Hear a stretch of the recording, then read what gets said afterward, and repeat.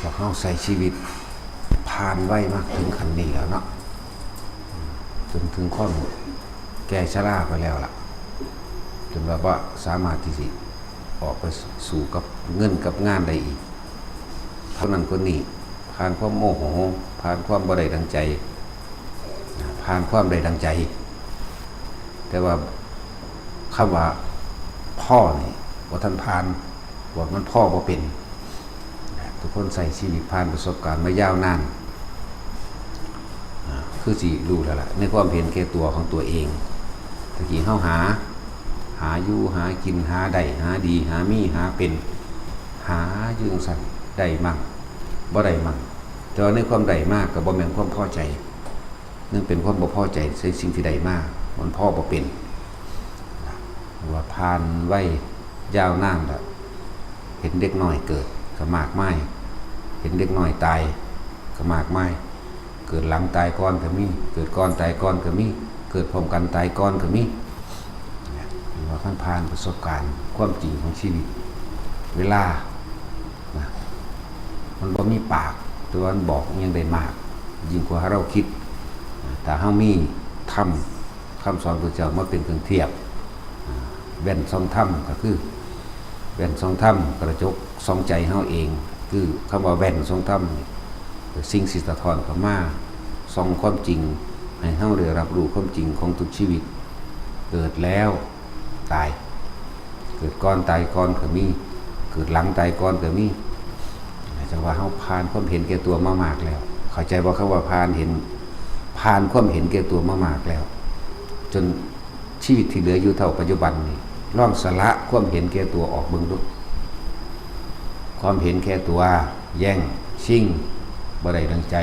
เกลียดคนนั้นโกรธคนนี้อาฆาตสาปแช่งกล่าวตู่ใส่ร้ายนี่เรียกว่าเห็นแก่ตัวสั่งคนนั้นสั่งคนนี้เป็นน้ำอีนั่นเป็นน้ำบักนี่แย่งชิงเพื่อให้ได้มาถึงแม้ว่าได้มาแล้วก็บ่มีวันพ่ออีกนั่นแหละว่านี่เลยเอื่นว่าชีวิตของพวกเฮาแต่ละคนผ่านความล้มเหลวผ่านความอกหักผิดหวังมามากแล้วล่ะเพราะว่าพวกเฮาเห็นแก่ตัว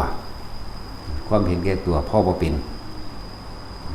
จิตเบิ่งดีๆแต่ละคนเอาความจริงของเจ้าของเองออกคิดเอาประสบการณ์ตัวเองเอาสัญญาอารมณ์ความรู้สึกตัวเองไล่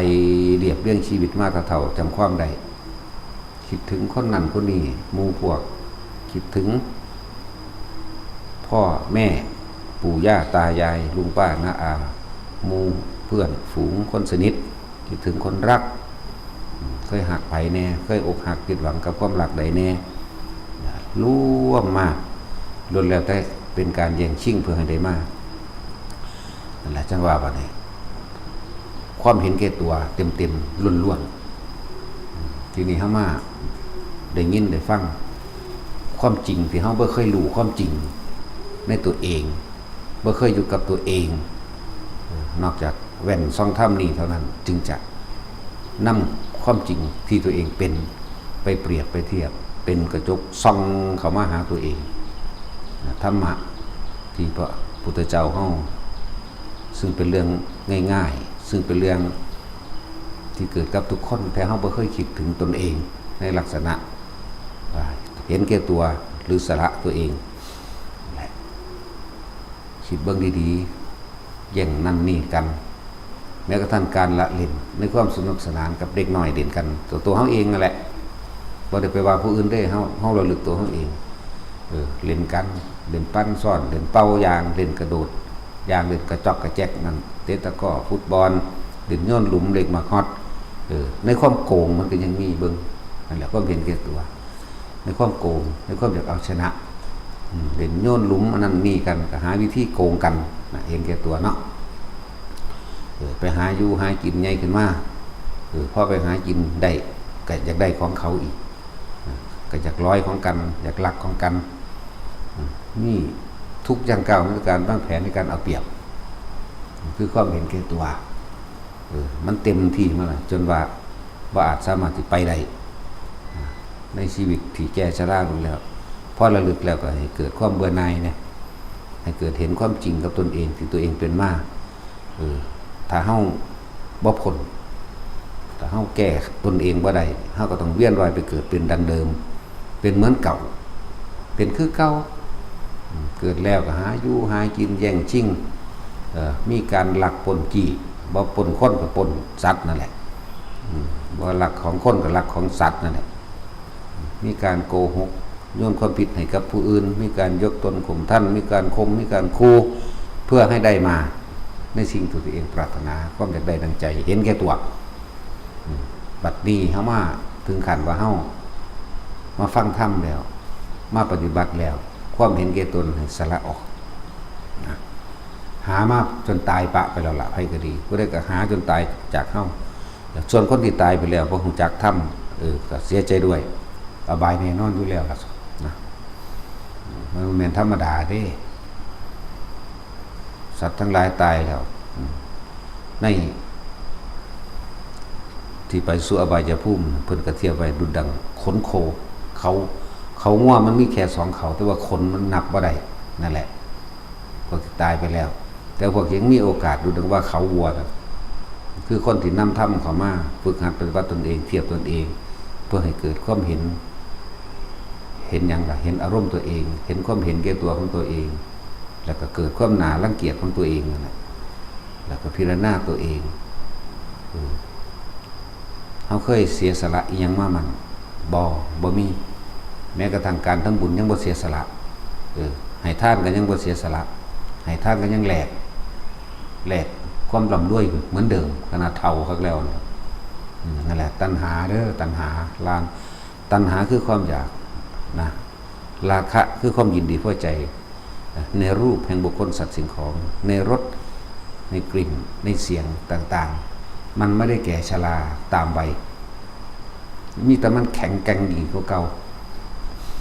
อย่าคิดว่าคนเฒ่าคนแก่นั่นตัณหาสิโรยชราไปตามวัยของมันเด้แกร่งเก่าๆอีกแข็งเก่าแข็งแรงควบคุมแม้นร่างกายเฮ็ดบ่ได้แต่ว่าใจมันก็สั่งหรือมันบังคับผู้อื่นเฮ็ดไปสั่นบังคับผู้อื่นเฮ็ดเขาบ่เฮ็ดตามก็คิดอยู่ผู้เดียวนั่นแหละสร้างภพสร้างชาติอยู่ผู้เดียวแหละทุกคนสำนึกสำเนียกมั่งเบิ่งเด้อตัณหาคือความอยากอุปทานคือความยึดราคะคือความยินดีพอใจในบุคคลสัตว์สิ่งของมันไม่ได้แก่ชราตามวัยเฒ่าแล้ววสิละได้บ่แม่นเด้หนักกว่าเก่าเด้อนั่นแหละสิ่งที่คนละได้ก็คือนำธรรมะของพระพุทธเจ้ามาเปรียบมาเทียบแล้วมาเห็นความทุกข์ทุกข์อันเกิดจากการหาได้ดีมีเป็นหาให้ได้หาให้ดีให้เป็นแสวงหาแล้วก็รักษาเอาไว้มั่งมีความพอใจมั่งบ่พอใจมั่งแต่ว่าคำว่าพอเป็นกลางๆบ่มีอยากไปสำนึกเบิ่งแต่ละคนตัณหาราคะไม่ได้ชราไปตามวัยตัณหาราคะยิ่งแก่ยิ่งกว่าวัยของตัวเองเสียอีกเด้หังเท่าหังอยากได้หลายนะเป็นสั่นหวงแหนอีกต่างหากนั่นแหละสังเกตเบื้องโดดคนเฒ่าคนแก่ของคอรอแค่แหละบ่เป็นตาแพงบ่เป็นตาหวงแหนแพงเบิดหวงเบิดเป็นสั่นให้นำธรรมะเข้าไปชะล้างความเห็นแก่ตัวของตัวเองเรียกว่าแว่นซ่องธรรมไปจกซ่องเงาตัวเองทรงพฤติกรรมตัวเองการกระทำทางกายการกระทำทั้งวาจาคือคำพูดการกระทำทั้งใจคือตัวคิดถึงว่าให้นำธรรมเข้าไปผู้ใดอยากพ้นออกจากทุกข์ทั้งปวงก็ต้องวางใจให้เป็นกลางให้ได้โดยใส่วิธีอานาปานสติหรือสติปัฏฐาน4อย่างนี้ออกจากกายถ้าท่านนี้ออกจากกายเมื่อไหร่ท่านก็ย้ายที่ทุกข์เมื่อนั้นบ่ว่าสิไปอยู่วัดใดสถานที่แห่งใดก็ย้ายไปทุกข์ณสถานที่แห่งนั้นๆน่ะย้ายเมืองทุกข์ย้ายพบใหม่เพราะฉะนั้นเพราะทุกสิ่งทุกอย่างมันเกิดจากใจตัวเองความคิดของเจ้าของเอง